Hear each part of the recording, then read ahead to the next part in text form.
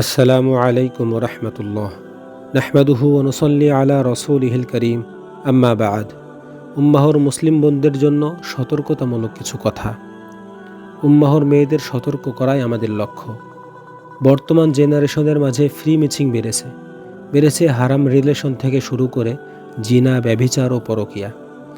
এখন এসব সম্পর্ক কেবল নিজ ধর্মীয় লোকদের মাঝে সীমাবদ্ধ নেই।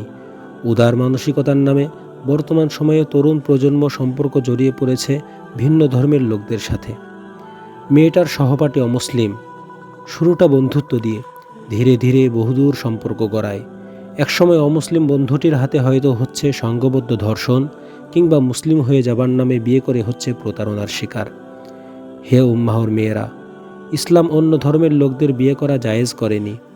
কোনো ছেলে আপনাকে ভালোবেসে দিনে ফিরতে চায়, আপনি ভাবছেন এতে মন্দ কি? একজন মানুষ ইসলামের ছায়াতলে আসবে। কি নির্বোধ বোকা আপনি! বান্দা তার রবের কাছে আসবে, তার জন্য আপনাকেই কেন তাকে বিয়ে করতে হবে? আপনি কি নিশ্চিত পরবর্তীতে তার ধোঁকা খাবেন না? আপনি কি নিশ্চিত সে আপনাকে ছেড়ে চলে যাবে না?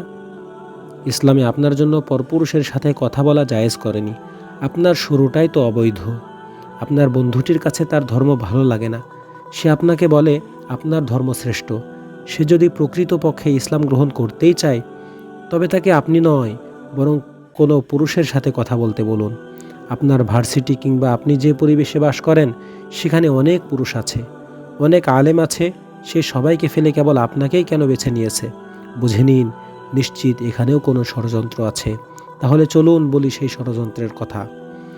বর্তমানে এমন একটি চক্র আছে, যারা মুসলিম মেয়েদের বিভিন্নভাবে ফাঁদে ফেলে তাদের নোংরা উদ্দেশ্য পূরণ করে।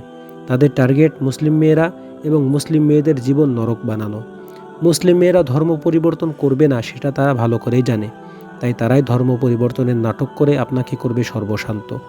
এদের টার্গেট যেমন নিম্ন পরিবারের মেয়েরা কিংবা শ্রমজীবী নারী, তেমন করে টার্গেটে রয়েছে স্কুল, কলেজ ও ইউনিভার্সিটির মেয়েরা। হে উম্মাহর মেয়েরা, আপনার জন্য অন্য পুরুষের সাথে বন্ধুত্ব করা জায়েজ নেই, হোক সে মুসলিম কিংবা অমুসলিম। তাই নিজেকে হেফাজত করুন এবং শরীয়তের বিধান মেনে চলুন।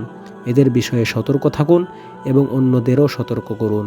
ওয়ামা আলাইনা ইল্লাল বালাগ।